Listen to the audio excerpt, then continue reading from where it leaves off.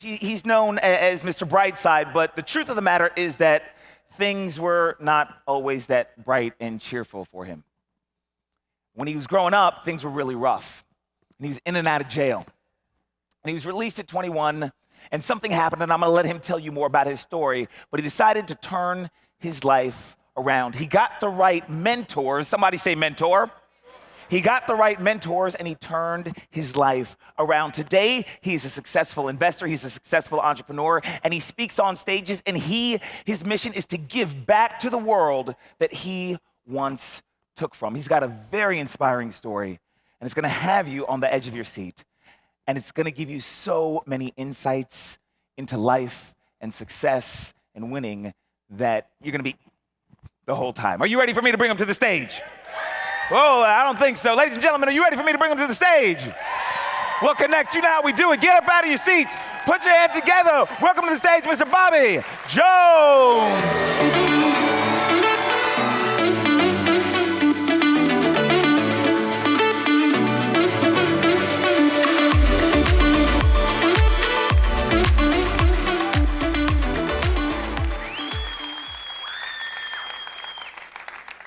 Good morning, Connect. This is an awesome opportunity. I'm honored to be on this stage.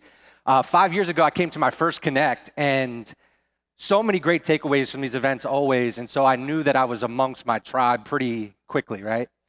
But I also had this burning desire to get on stage, and not because I wanted the attention, it's not that. It's just that I knew that if I could craft my message properly, I could have an impact on this stage better than other stages. Because you guys are high-level entrepreneurs. You guys are people that are advanced in their journey, and that's the kind of people that you really want to work with, right? Like people that have those same common interests.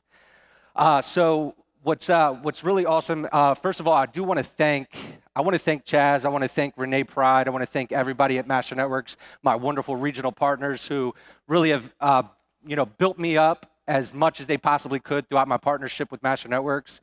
And I also want to thank my family. You've seen them around the last couple of days. My beautiful wife, Heather. You're going to hear parts of this story, guys. Absolutely impossible without her. She's my rock. She's my foundation, so thank you.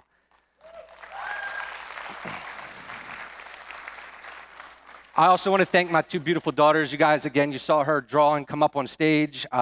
These two kids, man, they're a big part of my why I keep getting up every day and shooting out of bed, so I want to thank them as well.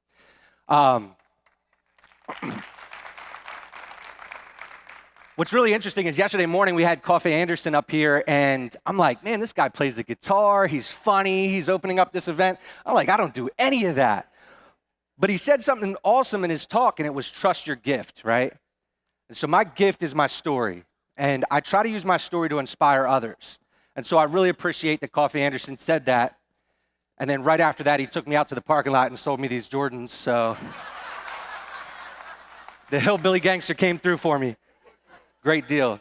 Guys, we're gonna get into my story. You know, one of the reasons why standing on the stage and talking to you guys is so amazing, it's because when I was growing up, you didn't aspire to do things like this, right?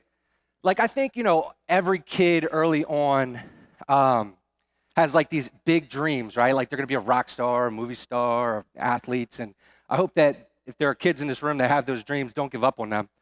But then, there are certain environmental situations, there's people that come into your life that can kind of suppress those feelings, right? This inner gut feeling for greatness. And so when I was a kid, you really didn't aspire to do very much. There was a lot of darkness. Let me see if these slides are gonna cooperate with me. There was a lot of darkness. Oh, we went way too far. My bad, guys. Let's go back. Okay. There's a lot of darkness. This is me. I don't know if those jeans could have got any tighter. But this is the trailer that I grew up in. It was 5 of us in a 3-bedroom, single-wide trailer that wasn't in very good condition. There were times in my life where we went without electricity and we would run extension cords from my neighbor's house over to power the refrigerator and the TV. We had to have our priorities, right?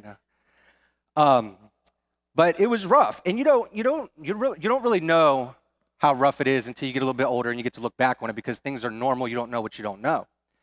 And so, my parents who had always struggled with addictions, their addictions continued to advance over time. And so there were times where they weren't really watching us as kids. And so we're going to school, showing up in pretty bad condition. And the state would step in and they would remove us from our home. And this is really interesting too, because you think throughout your lifetime, you're told, like, don't talk to strangers, definitely don't go with strangers, right? And so I remember I was at a church event with a neighborhood friend, and in the middle of the church event, my parents weren't there, these two very official people came up to me and my sister and said, "You're coming with us." So now, again, you got this saying that you're not supposed to go with strangers, and now you're being told you have to. And so we would go in and out of foster care quite a bit in our childhood, trying to stay together. You know, me and my sister. I had an older brother too, but he had a different living arrangement. So it was me and my sister through most of that. And it was tough because, you know, I was the older of the two of us, and I wanted to look out for her. You know, and so I thought in those situations we would be okay as long as we stayed together. But then they did separate us, and we spent like 10 months, I think, away from each other in and out of foster care. And then one day, out of nowhere, they just decided to send us back home.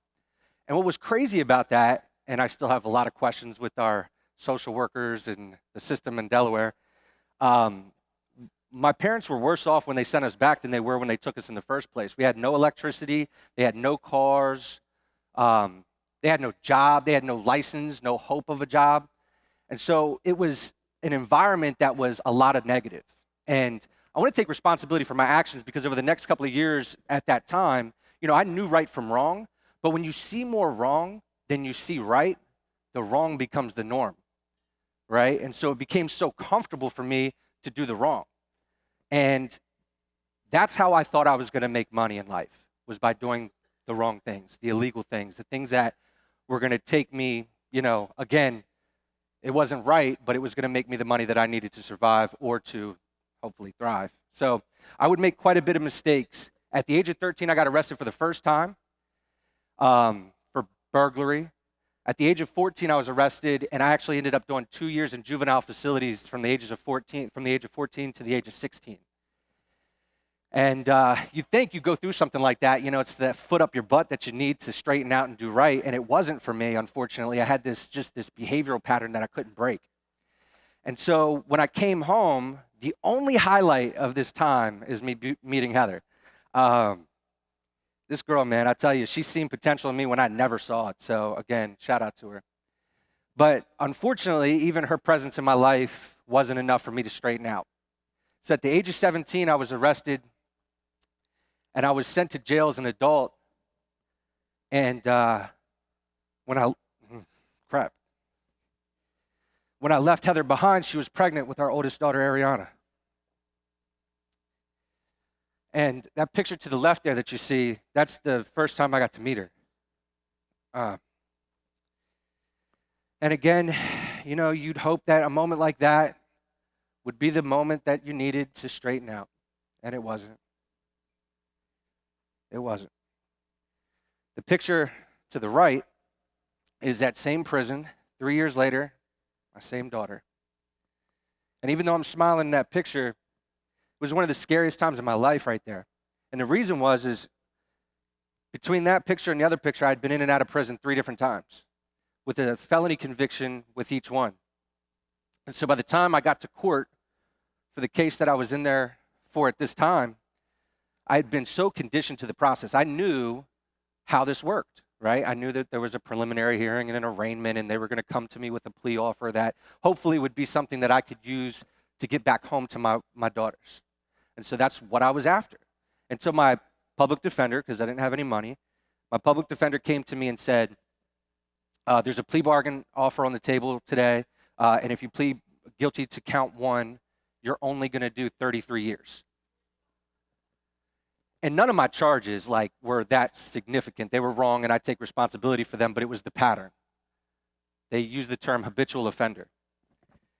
And so there I was at 21 years old, being told that not only was it very likely that I was going to do 33 years or more, but it was extremely probable that if I didn't take that plea, that it was going to get even worse. In fact, they were talking about 60 years if I took it to trial and lost.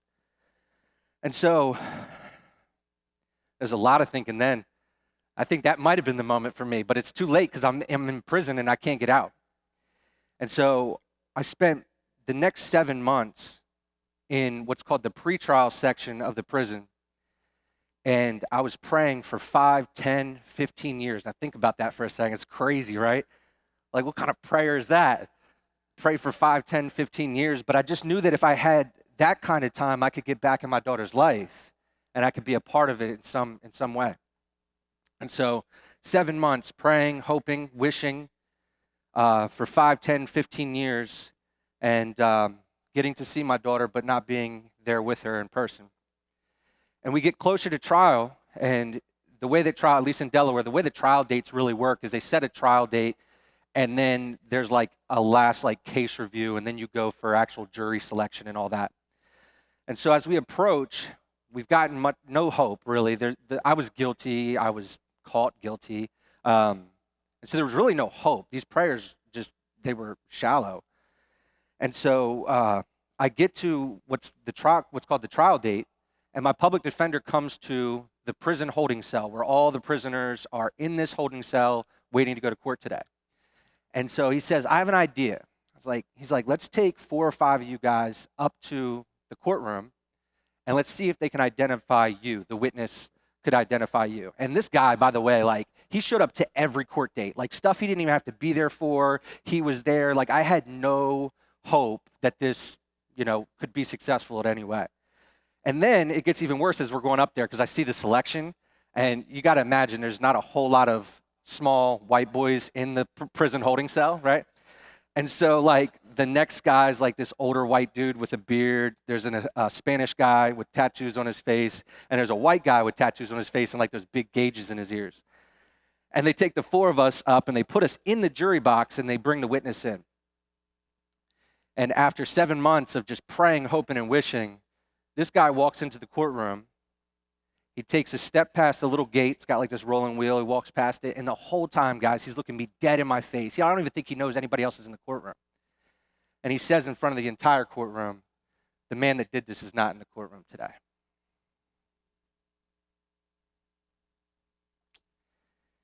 And I went home the same night. And thank you.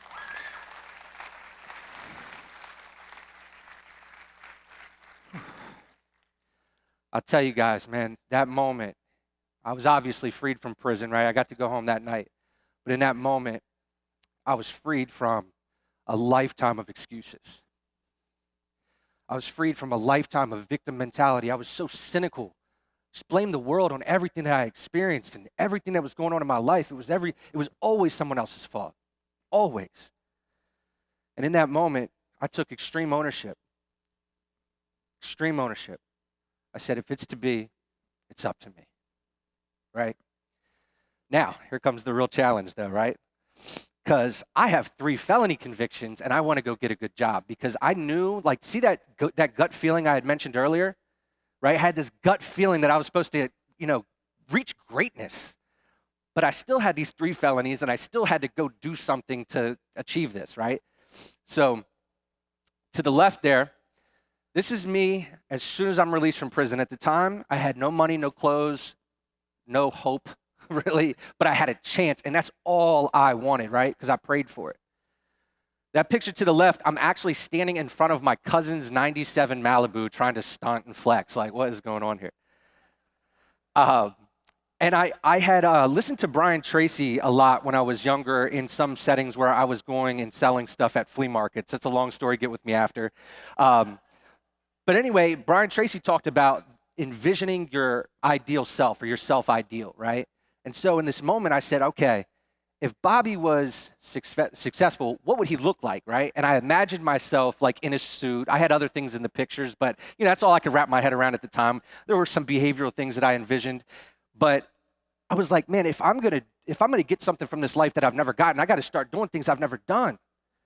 And so I borrowed a suit off of my cousin. And by the way, my cousin's 6'3", like 230.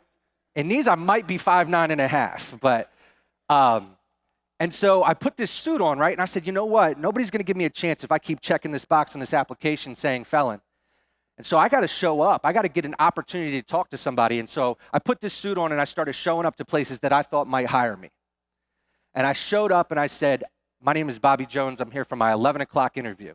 And they would look me dead in my face and say, we don't have an interview scheduled for you. Actually, we have no interview scheduled today, buddy. I was like, no, I scheduled my interview for 11 o'clock. No worries. I'll just have a seat here and I'll wait. 45 minutes at the first stop. And guess what? This guy, his name wasn't assistant manager Ron. His title was assistant manager and his name was Ron. But he peeked around the corner at me. And I'm telling you guys, I don't know, if I wasn't in that suit, I don't know what he'd have done, right? He pulled me back and gave me an interview. And it was funny because as I was walking back, there was this lady in this department, this claims department, and she joked because Ron was a low-level manager and there I was in a suit, right? So she joked and said, what are you interviewing for a salary position? Ha, ha, ha. But what she didn't know is I damn sure was. I damn sure was. So they gave me a temporary part-time position in electronics for Christmas season. And I said, okay, I got to keep going above and beyond. And I did. I found ways to go the extra mile. I ended up securing a management position within 3 months, guys, 4 months from being released from prison. That picture to the right there, that's 3 years later. I was running the whole left side of the store, including that woman's department. And things started to change for me. See, I was challenging my self-limiting beliefs this whole way, right? I've been told my whole life, if you get arrested, if you get in trouble, you're going to ruin your life. You think I didn't buy into that? I was bought all the way in on that, right? That first arrest at 13. Okay, it's over, guys. It's over. Now I was told you can't get a job because you have a felony. A couple of them, a few of them. But I got it. And so there's a saying Zig Ziglar said you go as far as you can see. When you get there, you'll be able to see further. Keep going, right? So I saw further, and in 2013, me and that gentleman right there in the hat started Brightside Roofing.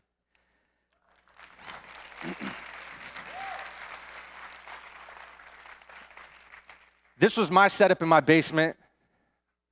I'm not the cleanest, most organized guy, but there was a benefit. I could do my laundry also while I was working.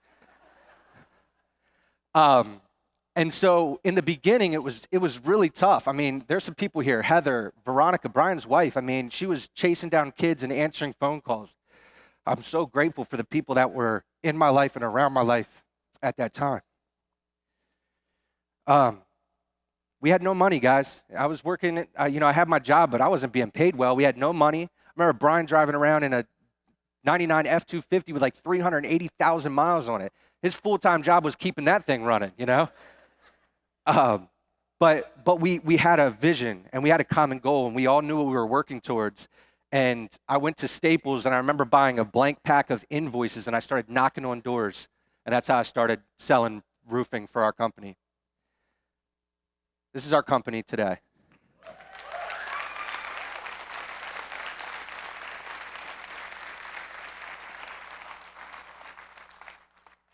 So grateful for the people in my life, guys. I get a lot of credit, the awards and stuff like that. I couldn't do it without the people in my life, Chaz, he talks about you're only one relationship away from changing your life, and that's always. Think about the negative influences that were in my life and that were steering me and guiding me, right? Think about the influence that my environment and the people in it had on my life. It was taking me a whole different direction. This picture to the left, it's me receiving the Young Professional of the Year award in my state 10 years after I was released from prison.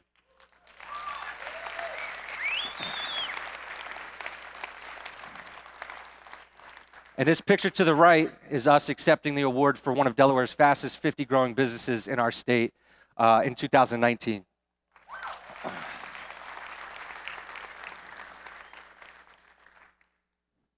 So what's really awesome is along the way, I've had so many tremendous mentors, people that have started to steer me in the right direction.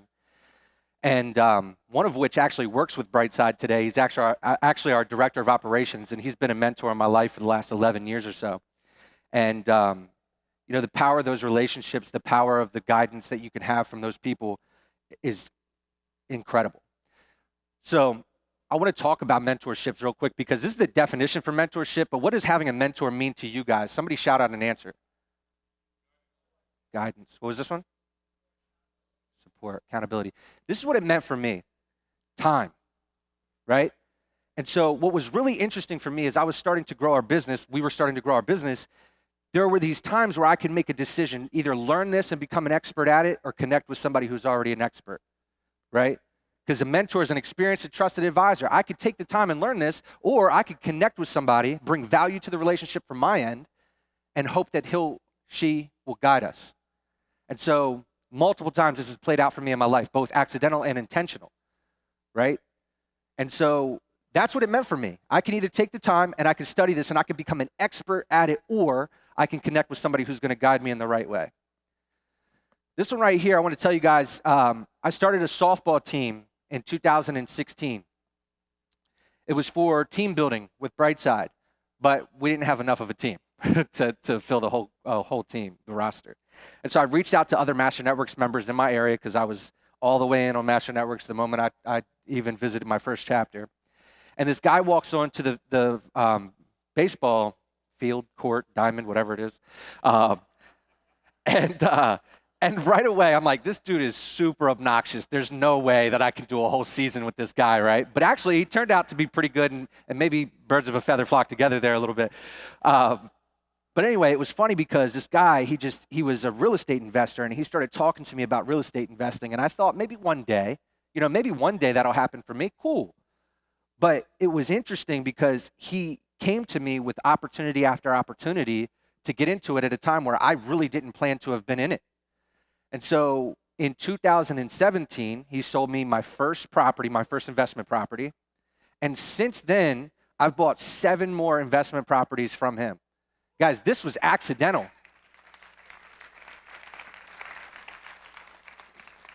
This was an accidental mentor relationship. Because when they said, what did they say? They said, when the student is ready, the teacher will appear, right? I didn't even know I was ready. He knew I was ready before I knew I was ready. And it's changed our lives. My wife has become a real estate agent. I mean, it's become something that was, man, I tell you guys again, Chaz on this Connect stage mentioned something a few years ago about keeping things within a 3-foot arm's length, right? Real estate investments fit so well into what we were doing. It just made too much sense not to do it.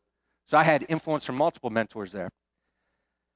But I want to tell you guys about intentional mentorships, because still to this day, I'm still after my next mentor. I'm still after my next mentee. I'm trying to make sure that as I get this information in, I share it with the people that need it as well. So I want to show you guys this. I was hoping it would animate through, but they lost the animations through the process, which is fine. This top message, just recently, I connected with a guy who owns a $40 million a year roofing business out of South Carolina. And I reached out to him because I knew that he knew some stuff that I wanted to know. And so I slid in his DMs. I am known for this. I have connected with so many people just sliding right into their DMs on social media. And I've got no shame in my game, by the way. So I said, hey, man, I'd love to connect. I have a $4 to $5 million roofing business in Delaware, and I'm very curious about some of what you've done with Monarch. I just ordered your book, too. Why do you think I said I just ordered his book, too? Because people who pay will pay attention.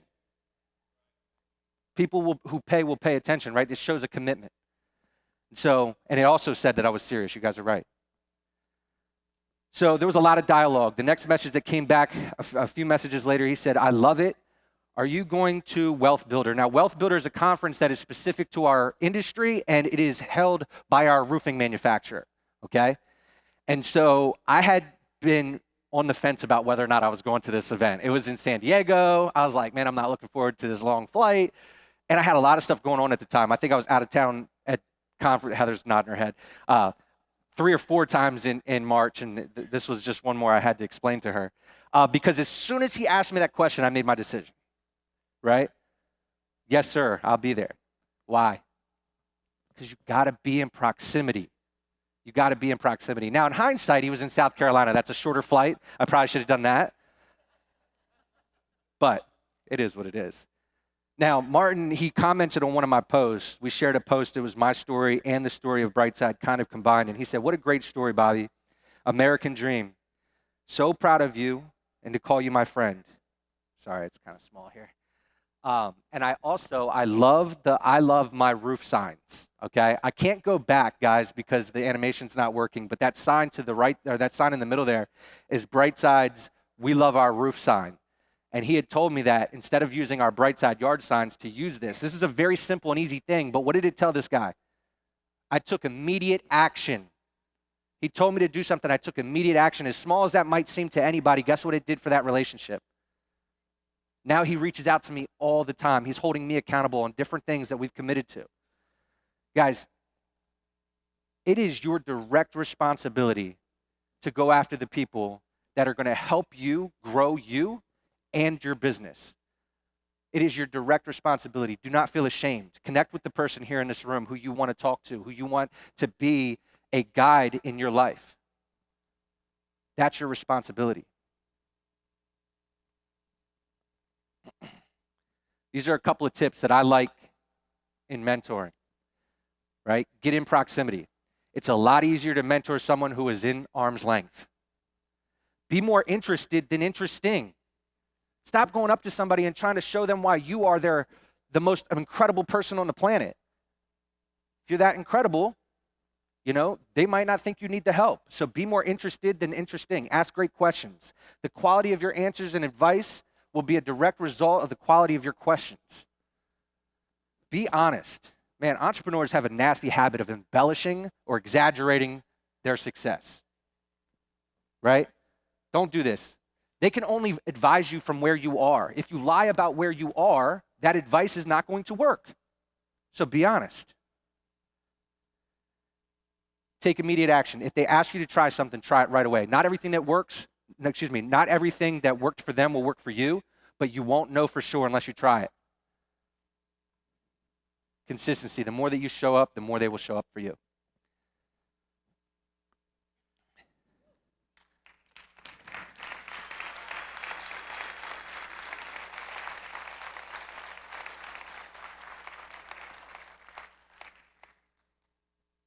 Guys, I was never supposed to be here. Hear me out. I knew you guys were going to say that. Hear me out for a second. Because right now, at this very day, I'm supposed to be 14 years into a 33-year prison sentence. Right? See, throughout my childhood, I've been influenced by people in my life and the environment that created a cynical perspective. I looked at people on the other side as undeserving, self-centered snobs. I did.